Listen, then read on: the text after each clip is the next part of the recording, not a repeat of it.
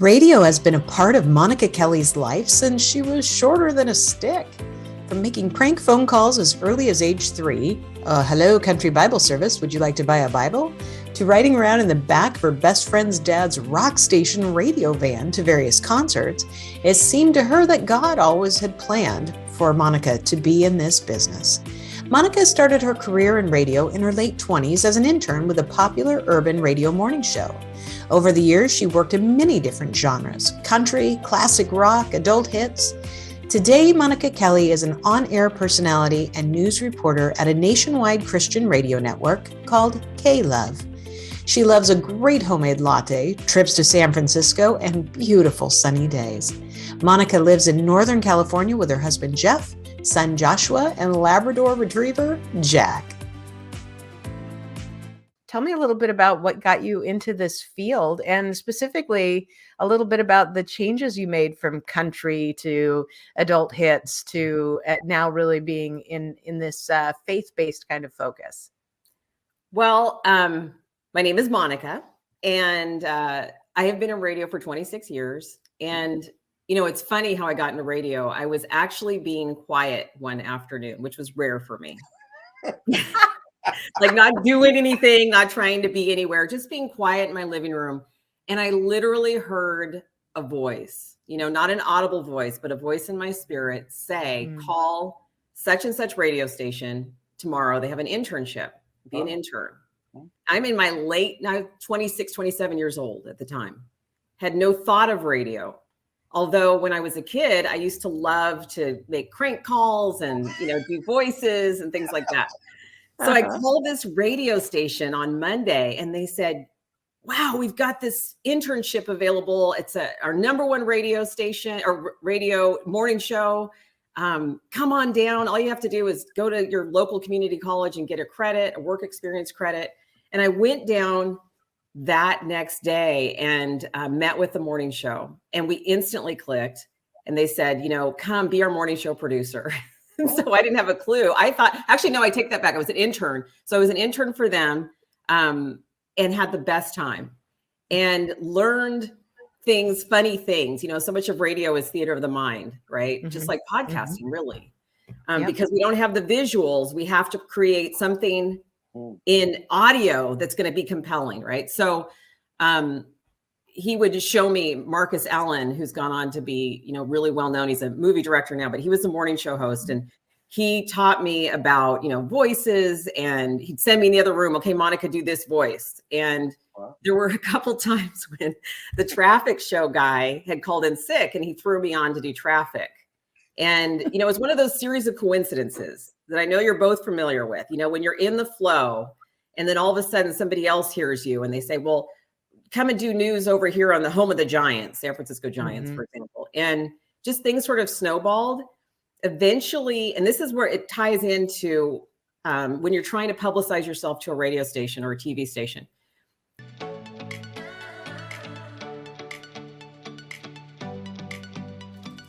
I didn't get a job at that particular station. And after a year of being away from radio, I missed it desperately. So a friend and I came up with a fun idea that we thought maybe would hook people around different radio stations. We made a sign and it said, we'll work for food and cappuccino machine and car payment. And we stood on the corner in front of a shopping mall and tried to raise money. Well, we press released all the radio stations in town, and we were going to give the money to charity. And so one of the stations hired me as their morning show producer. And that began my career in radio.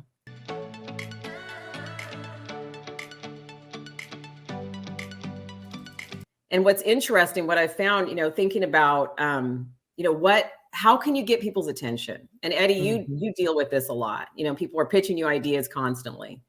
The one thing is research your audience. You know, find out who's listening. It doesn't make sense to pitch, I don't know, I can't think of anything off the top of my head, but something to Good Morning America that doesn't match their audience. Sure. Maybe to kids, you know, little kids. So research your audience. You know, that was something that whatever I did to get into radio, it matched the show that picked me. And that happened to be country radio. it matched whatever we were doing. The shtick that we were doing matched what they were looking for in a producer. And you can take that same idea and translate that into pitching your idea, your business, your, interviewability to different radio and TV stations. Be unique, but also be sure to match your demo, right? Country music is where I got started. I literally didn't know a country song. I didn't know country. My dog has fleas. What? My dog has fleas. Yes. One of the big shows at the time was That Ain't My Truck, which I thought was hilarious. I'm like, really? Okay. It's not your truck. And so it was just, I landed there. I didn't pick it, but I fell in love with the genre. I fell in love with the people. They're so down to earth, and country music treats each other like they're a big family. And, and there's a lot of love and a lot of loyalty. And the folks that I met overall, with a couple of exceptions, were very deeply spiritual. So they're very rooted to family and to God. And so that was refreshing because, my first internship was at a hip hop station, and which is also, it has its own cultural ties and background and stuff, but it was a different, and so learning too, how do you talk to your audience? When you're in radio, and I'm sure in TV too, your country audience, you can't say the same things you can say in rock radio at all. Right. And I made that mistake a couple of times and had the program director running in going, don't say that. You can't bring that up. You're like, oh, and we've had a technical difficulty. We will be right back. I don't even want to tell you what some of the things I said on the air, but quickly corrected.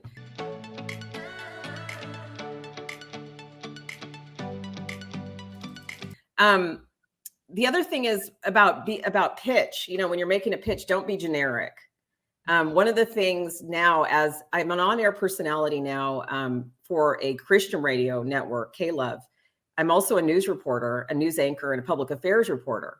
So I get lots and lots of pitches every single day. Most of them are generic.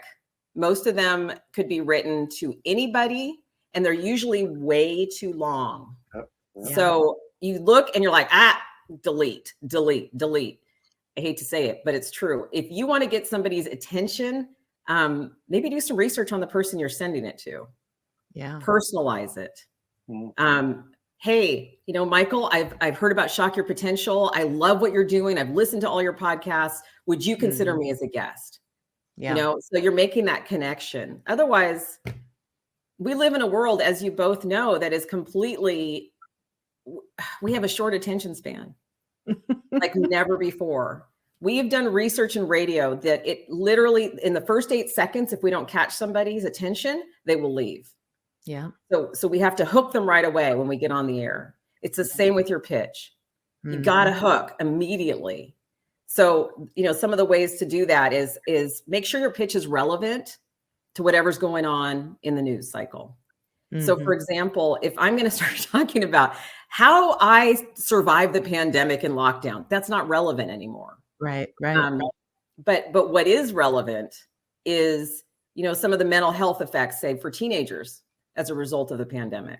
Talking about people pitching. So we took a break with our podcast for this month of February as we're putting this conference together, but I have almost 300 people on a waiting list for our podcast, and we get pitched. I get 50 pitches a week, probably, with my team. What's interesting is I had this one, something that's happening now. People go, oh, hey, I love your podcast. I've listened to a couple. I've also rated and reviewed you on iTunes. Here's the link to my review. And I'm like, well, hey, that's pretty cool. So I clicked on one and they said, this show is great. I love the guest. The host really knows what he's talking about. Uh-oh. I wrote back. I said, boy, it's awfully nice that you've listened to so many podcasts that you understand that despite my name, I'm a woman. The pink hair. So if you want to attract my interest, perhaps you might want to pay a little bit more attention to that. So to your point, be relevant. Really have actually done your research. I've pitched for other people, and sometimes I overpitch.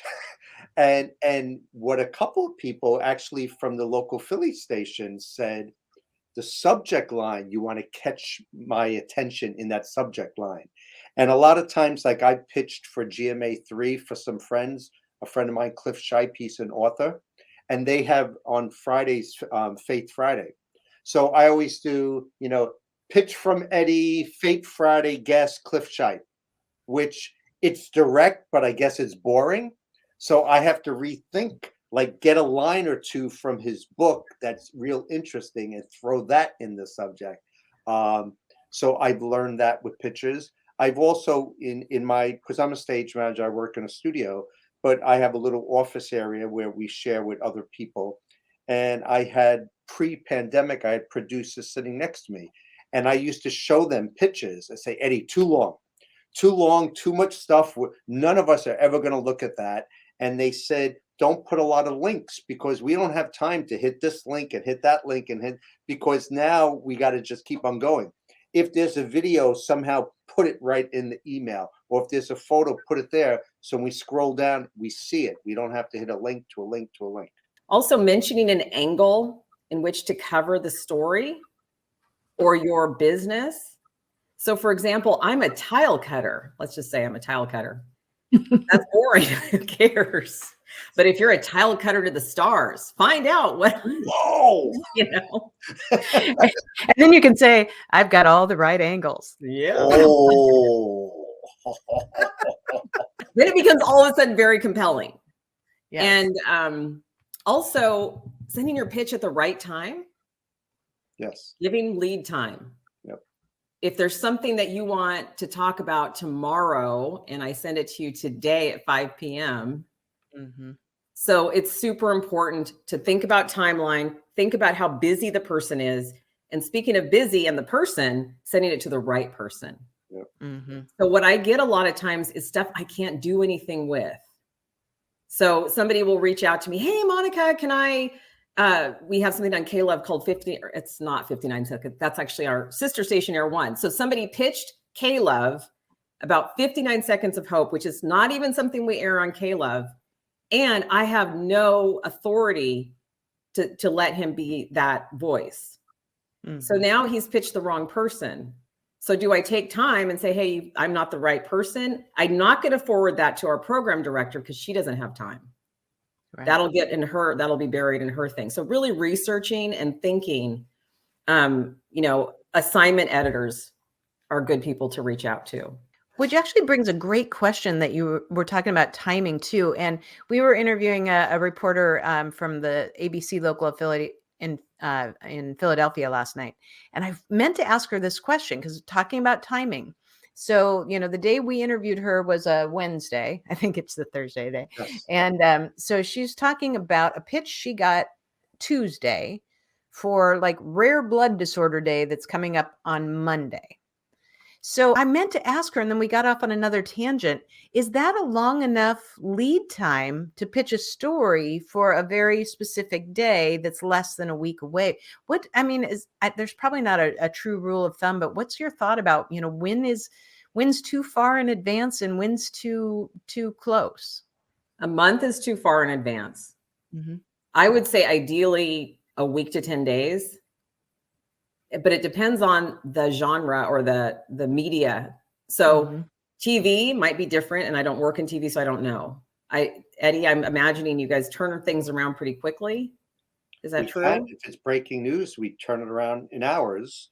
But if it's a story about something on that Monday, yeah, I would think a week would be enough time that they could do research and videotape and bring a crew, whatever. Yeah. So it depends. Like when we had January 6th, for example, we literally were running to get on air, to get the information as it was coming in. So, we have to be, like you said, if it's breaking news, we have to be ready to report it.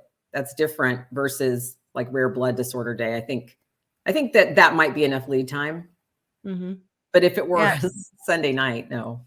Yeah, then you shouldn't do it. No, but it's kind of an interesting question to think about, the timeliness of things and all these pieces are so important. I love the fact that you're sharing this message of make sure that you're aware, but also the fact that you guys are inundated and infiltrated was, I think, a really powerful word that you use, because you have to be getting it by email, text, phone call, LinkedIn message, Twitter DMs.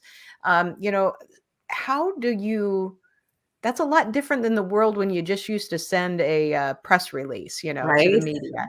How do you wade through all that? Other than the fact that sometimes it's got a good line or whatnot, can't it just be really overwhelming? It can. And it's interesting you bring up LinkedIn, because I just had somebody who seems like a great person, great. And he did something interesting. He knows me, like did something personal to me, and it got my attention. But he sent me a LinkedIn message. He sent me an email back to back. So on my phone, I'm getting pinged for LinkedIn, and then I'm looking at his email. That's almost too much. Yeah. So be careful, because it may, in your mind, you're like, oh, well, there's different platforms. But nowadays we have it all right on our phone. Right. And so you don't want to be overzealous. Smart. Yeah. That's a good point. Wow. Yeah. I'm sorry I sent you 5 different messages. And you're like, why does Eddie Luisi keep bothering me all the time?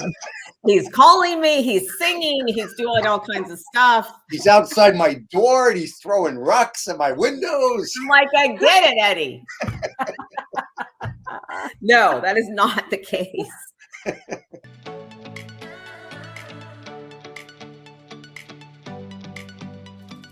How do you like to interact with people? What makes a good guest for you, especially on the radio? What makes somebody compelling, and what they have to say, something that makes you consider having them back again?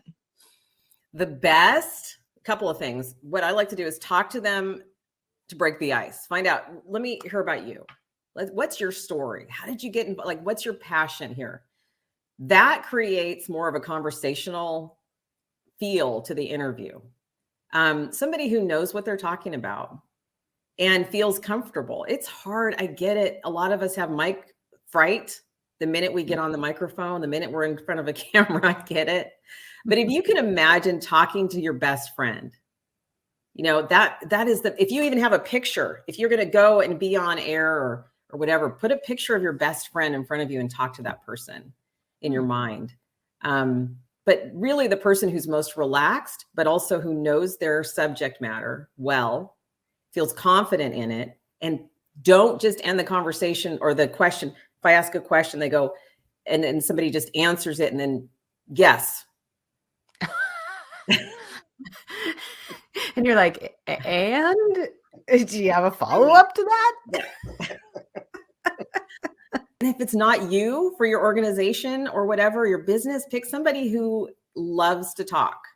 Mm-hmm. You don't have to be the one representing your company if it's not your thing. True. That's a really great point. I remember long ago, decades ago, I worked for a nonprofit credit counseling organization in my hometown. So I all of a sudden became the media person. So, I was doing television, radio, newspaper, magazines, you name it. And I loved it. I had a great time. And I was on vacation, and the executive director of an organization calls me, and he's like, I can't do this interview. I go, I'm on vacation. He goes, I can't do it. You have to do it. I'm like, I'm on vacation. He goes, I can't do it. And I'm like, fine, I will take the interview. And luckily it was radio, so I could, but I had to do it by phone, because in that day you didn't really ever do it on the phone. You still went into the studio.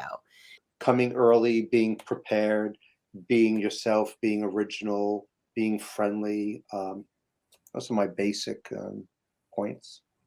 Who are some of your favorite people, or one of your favorite people you've ever seen interviewed? I was going to say Jimmy Stewart. It was interesting. The interview was years ago and was in our other studio when we were uptown, and Charlie Gibson did the interview, and he was just so wonderful and shared stories. He was older at the time.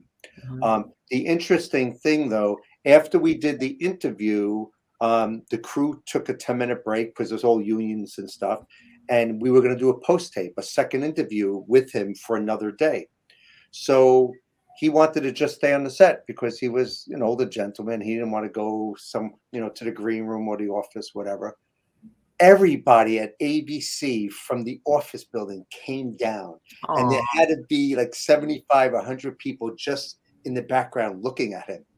And it was like, it was out of love and respect and stuff, but I felt badly for him that all these eyeballs were there.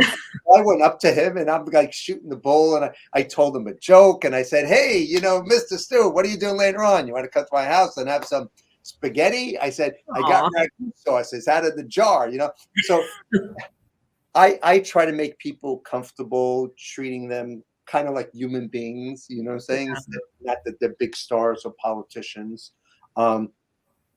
But, interviewers, there's so many wonderful people. I mean, Good Morning America pretty much gets the best of the best. But he was a highlight. I enjoyed his interview.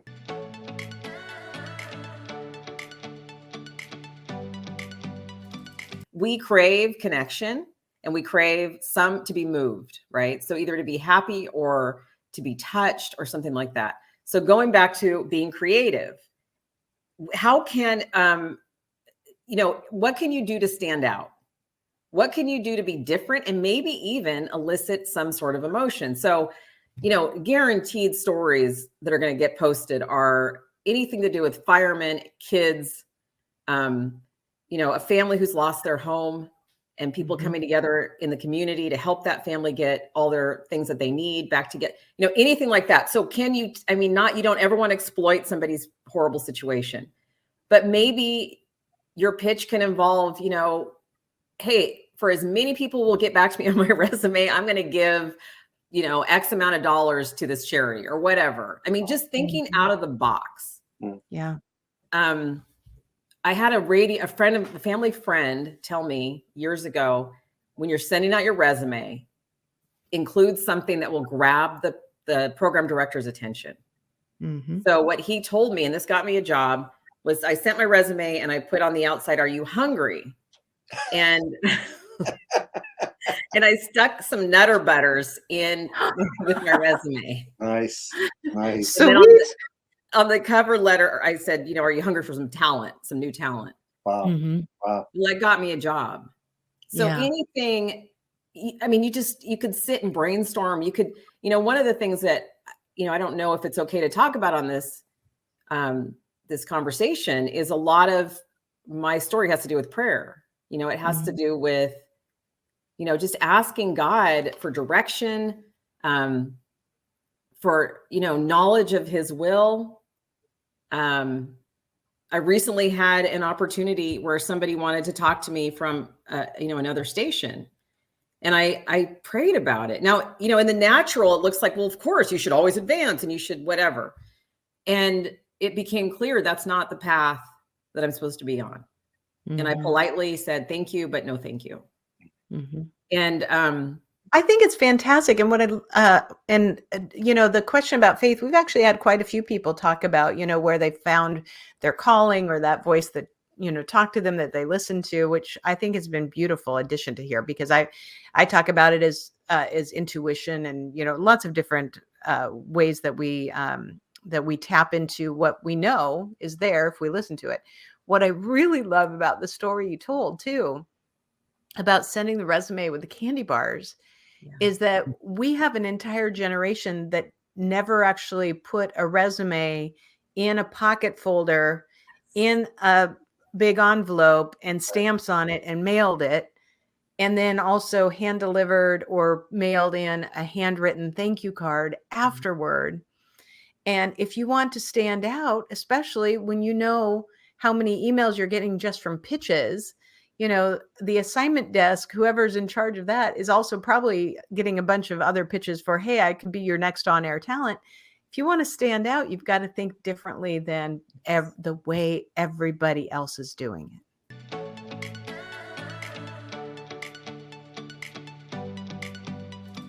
it. So working at country radio, and I used to send out, like you, Eddie, back in the day, emails that were devotions, like little devotions to people. And I would send them out in particular to a friend who worked at a sports talk station. And he then changed jobs to a Christian radio station. And he said, "Hey, Monika, will you come and work for me?" And I really wanted to, but at that time I was afraid. I'm like, I don't know. And then somebody else approached me within that same year and said, "I listen to you all the time on the country radio station. Would you come and work for us?" Well, it happened to be a specific type of religion, and they didn't want to hire me because I wasn't in that specific religion. They looked all over the country for somebody who had my qualifications in their religion. They couldn't find anybody. And after a year, they agreed to hire me, even though I was an anomaly.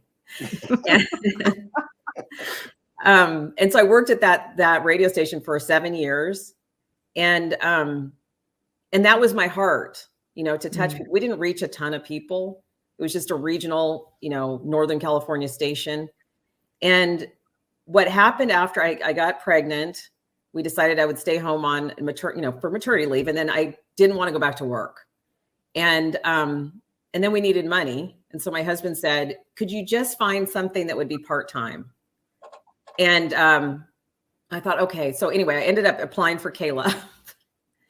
and I'm laughing because I didn't want the job. I wanted to stay home with my son. I did not want to get back into, I just didn't want to do anything but just be home. Sure. And they gave me the job. I've been there 10 years now. And that has been my heart the whole time, is how can I reach somebody, the one person? How can we make a difference? And what's happened, it's not about me. There have been situations where somebody's needed prayer, for example, and our listeners will pray. And I remember, I think Eddie and I met around that time where we had one little girl. There was a little boy in New York who had a brain tumor, and a little girl in California who was in the hospital with pneumonia, and she just wasn't getting any better. That little boy, it makes me want to cry. He's 12 now. And the little girl is, she's 10, and they're both doing really, really well. And those kinds of experiences, there may not be hundreds that I know about, but that's been really important to me personally. And I think to our whole ministry. So. And so, yeah, you touch, what you want, which I think is really important. That's kind of a common theme for the people we've been talking to, is when their calling matches what they do every day. There's such a sense of, I'm going to use the word pride, but I don't know that pride's the right word, but, really valuing what they do and their role. And even on the tough days, seeing that this is a real gift that I've been given. And I'm lucky that all the steps brought me here. Yeah. And then it's not always easy, right? To follow your calling or to be aligned or whatever. It's not always easy. There are some things that don't, whether it's your own self or your self-doubt or things in the world that doesn't always make it easy to pursue whatever it is. But I think, what is it? Somebody said, I think, do what you love and the money will follow. I mean, it seems like both of you have that experience. Yeah. You're both doing something that you love. Absolutely.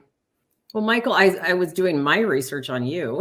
I saw one of your videos and you were giving advice about, how to survive economically and if your business had to close during the pandemic. And one of the things you were talking about that jumped out at me was, you can spend this time watching Netflix while your colleagues are getting busy, on LinkedIn and maybe LinkedIn Learning, or doing something to further their career, even if they've been laid off, even if their business isn't working right now. And what I heard in that was, be proactive. Don't assume because the world looks different now, especially.